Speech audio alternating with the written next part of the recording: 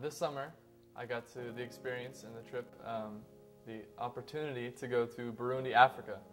There's a pastor's training school there, and my dad had been asked to go and teach there. And so he invited a friend of his, Mark O'Loughlin, and the two of them decided they were going to bring their sons, myself and Paul O'Loughlin, just to go and just to experience it. So we got to go. We left from LAX. We flew to London and then to Ethiopia and then to Burundi. We were there for a little over a week, and my dad and Mark taught the pastors there, a small group of pastors, up in the mountains in Burundi. And Paul and I just got to hang out the whole week and just experience the people and the food and the culture with no responsibilities. And it was the trip of a lifetime. I got to do some awesome things. I got to go to souvenir shopping, and I bought a drum on the side of the road, and I got to feed a guinea pig to alligators. I got to do some amazing stuff like that. And then on the way home, we stopped in Ethiopia, which was an experience of a lifetime. And then we got to see all of London, and that was really cool. So overall, it was a great experience. When my dad first told me that he was going to take me to Africa, I was very excited. I'd been wanting to go for years, and so I was expecting a trip kind of like Mexicali, but less structure. I was expecting to show up and have little kids everywhere that were going to run on me and jump on me and want to become my best friend.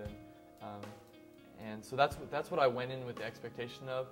We got there, and it was completely different.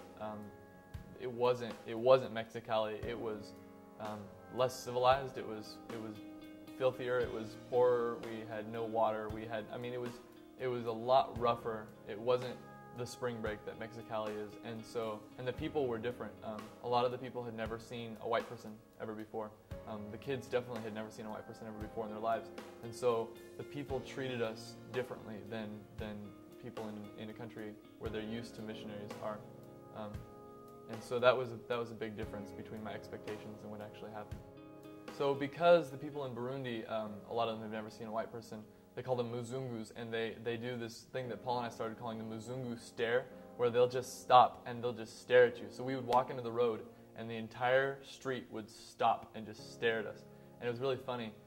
Well, one day, Paul and I were sitting in the SUV outside the school, and we were just sitting there reading because we didn't have anything else to do.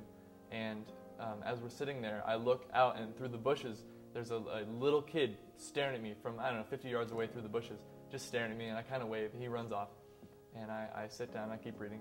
I look up about an hour later, and he's there again, and he's in the bushes, and he's staring at me. So I kind of go back to reading, and I ignore him. And then I think I looked another hour later, and he was still there, and I looked again, and he was still there. Every time I looked, I watched him. I think I watched him for 3 or 4 hours, and he stood there and stared because it was like he just had never seen a person that could not have the same color skin as him. And so that was a really weird first encounter.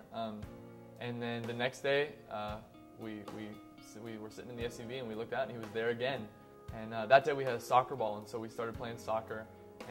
And we were playing with some of the older boys that were in the village, and he was running and getting the ball for us, but he wouldn't let me come anywhere near him. He was just so afraid of me for some reason. He was just so shy and so reserved. He wouldn't come near me. And then as the week kind of went on, I started to notice that the other boys didn't treat him the way that they treated their friends. They didn't let him play. He would try kicking the ball, and they would yell at him. They would tell him to stop. And then when the ball went away, he was the one that they picked on to make him go get it. And you could just tell that there was something different, that he just wasn't dressed. Most of the other boys had a shirt or two that they would change every day, and he had the same clothes the entire week. You could just tell he was just a little different, from a little different family than the rest of them. But as the week went on, he was the only one that was there every day. You could tell that he was craving just our attention and our love, and to be able to just sit. We spent an entire day, the last day we were in the village, we spent the entire day just playing catch with him, playing soccer with him.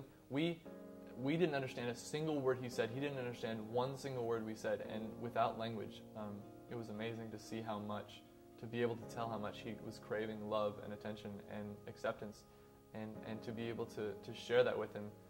Someone that we wouldn't expect to make a relationship with, someone that society wouldn't expect us to make a relationship with, someone that was kind of an outcast, kind of different than the rest, very different from us, and we were able to love him, and he was able to love us, and we made a friendship with someone that we don't even know his name.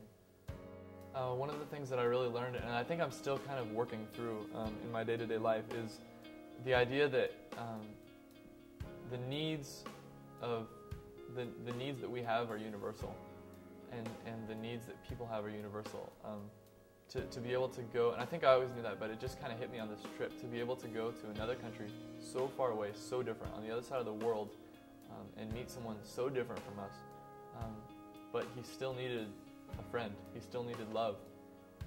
He still needed acceptance, and to realize that that's universal. It doesn't matter where you are, it doesn't matter what language you speak. That everyone needs to feel that acceptance, needs to feel that love.